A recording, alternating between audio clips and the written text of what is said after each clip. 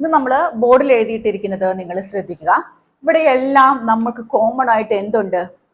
Do as, do as, do as അങ്ങനെയുണ്ട്. അപ്പൊ do as എന്ന് പറഞ്ഞാൽ എന്താ അർത്ഥം? നമുക്ക് ഏറ്റവും കൂടുതൽ നമ്മൾ സംസാരിക്കുമ്പോൾ നമുക്ക് ഉപയോഗിക്കാൻ പറ്റുന്ന ഒരു കാര്യമാണ്. അതുകൊണ്ട് തന്നെ നിങ്ങൾ സ്കിപ്പ് ചെയ്യാതെ കാണണം കേട്ടോ. ഡു ആസ് എന്ന് പറഞ്ഞാൽ ഞാൻ പറയുന്നത് പോലെ അല്ലെങ്കിൽ ഞാൻ ചെയ്യുന്നത് പോലെ. ആസിന്റെ അർത്ഥം എന്താണ്? പോലെ. അപ്പൊ ഞാൻ ആസ് എന്ന് പറയുന്ന വാക്കിന്റെ അർത്ഥം തന്നെയായിട്ടൊരു ക്ലാസ് എടുത്തിട്ടുണ്ട്. കഴിയുമെങ്കിൽ എൻ്റെ ലിങ്ക് തരാം കേട്ടോ. അപ്പം ഡു എന്ന് പറഞ്ഞാൽ ചെയ്യുക, ചെയ്യുക പോലെ, അതായത് ചെയ്യുന്നത് പോലെ. ഡു ആസ് പറയുന്നത് പോലെ, കഴിക്കുന്നത് പോലെ. അപ്പൊ നമ്മൾ എന്താണോ ചെയ്യുന്നത് അത് അങ്ങനെ അതേപോലെ എന്ന് പറയാൻ നമ്മൾ ഡു ആസ് ആണ് ഉപയോഗിക്കുന്നത്. അപ്പൊ നിങ്ങൾ സെന്റൻസ് നോക്കുക. Do as your teacher says. എന്തുകൊണ്ടാണ് ഇവിടെ സേസ് പറഞ്ഞത്? എന്തുകൊണ്ടാണ്? ഇത് സിമ്പിൾ പ്രസന്റ് ടെൻസ് ആണ്, അതൊക്കെ മാത്രം മതി കേട്ടോ.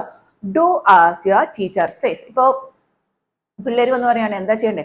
അപ്പൊ നമ്മൾ പേരൻസ് പറയും സാധാരണ ടീച്ചേഴ്സ് എന്താ പറയുന്നത് അതുപോലെ നിങ്ങൾ ചെയ്യ്. Do as your teacher says. Do as your mom asked. ഇവിടെ എന്താണ്? ഇത് പാസ്റ്റ് ആയി. അപ്പൊ അമ്മ പറഞ്ഞതുപോലെ ചെയ്യ്, അമ്മ ചോദിച്ചതുപോലെ പോലെ ചെയ്യ്. ഇനി do as I do tense എന്താണ്? ഞാൻ ചെയ്യുന്നത് പോലെ ചെയ്യ്. Do as they instructed. അവര് നിർദ്ദേശം തന്നതുപോലെ ചെയ്യ്. Do as I am doing. ഞാനിപ്പോ എന്താണോ ചെയ്യുന്നത് ഞാൻ ചെയ്യുന്നത് പോലെ ചെയ്യ്. ഇപ്പൊ നമ്മൾ പറയും ഞാൻ എന്തെങ്കിലും പണി ചെയ്തുകൊണ്ടിരിക്കുക, ഞാനിപ്പോ എന്താ പണി ചെയ്യുന്നത് അത് നീ നോക്കി ചെയ്യ്. Do as am doing. അപ്പൊ ഡു ആസ് കഴിയുമ്പോ ഈ ഒരു വേർബേ വരാവുള്ളൂ എന്നില്ല. വേർബിന്റെ ഫസ്റ്റ് ഫോമേ വരാവൂ, സെക്കൻഡ് ഫോമേ വരാവൂ, അങ്ങനെയില്ല.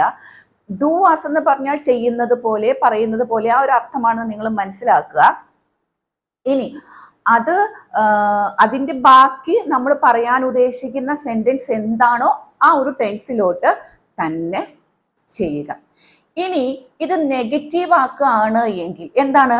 ഇവിടെ ഒരു ഡോണ്ട്, ഇവിടെ ഒരു ഡോണ്ട്.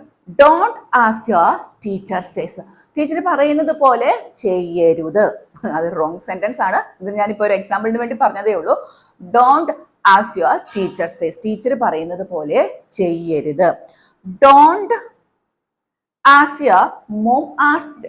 മോം ചോദിച്ചതുപോലെ ചെയ്യരുത്. ഡോണ്ട് ആസ് ആണ് നമ്മൾ ഉപയോഗിച്ചത്. ഇതുപോലെ ഡോണ്ട് ആസ് ഐ ഡു. ഞാൻ ചെയ്യുന്നത് പോലെ ചെയ്യരുത്.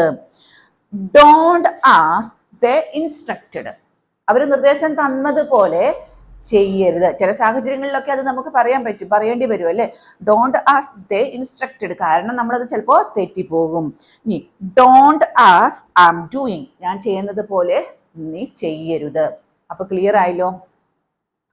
ഡോണ്ട് ആസ് എന്ന് പറഞ്ഞാൽ പറഞ്ഞതുപോലെ, ചെയ്തതുപോലെ, കളിച്ചതുപോലെ. ആസിന്റെ ഞാൻ ക്ലാസ് തന്നു.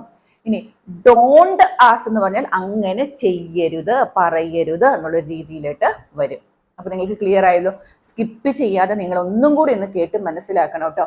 അത് കാരണം ഇത് അത്രയും പ്രധാനം. നിങ്ങൾക്കൊന്ന് ചിന്തിച്ചു നോക്കിയേ, നമ്മുടെ ഇംഗ്ലീഷ് ലൈഫിൽ നമ്മൾ ഒരുപാട് ഇങ്ങനെ സംസാരിക്കുന്നുണ്ട് അല്ലേ?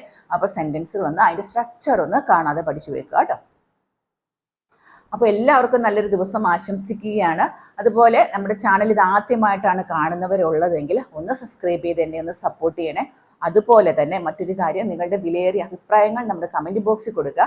ഇനി എൻ്റെ വീഡിയോ നിങ്ങൾക്ക് കിട്ടുന്നില്ല എങ്കിൽ, നമ്മുടെ നോട്ടിഫിക്കേഷൻ വരുന്നില്ല എങ്കിൽ ആ ബെൽ ബട്ടൺ നിങ്ങളുടെ അവിടെ കാണുന്നുണ്ടല്ലോ, അതിൽ ഓൾ എന്ന് പറയുന്ന ഓപ്ഷനും കൂടി ഒന്ന് ക്ലിക്ക് ചെയ്ത് വെക്കാൻ നിങ്ങൾ മറന്നു പോകരുത് കേട്ടോ. അപ്പോൾ എല്ലാവർക്കും നല്ലൊരു ദിവസം ആശംസിക്കുകയാണ്.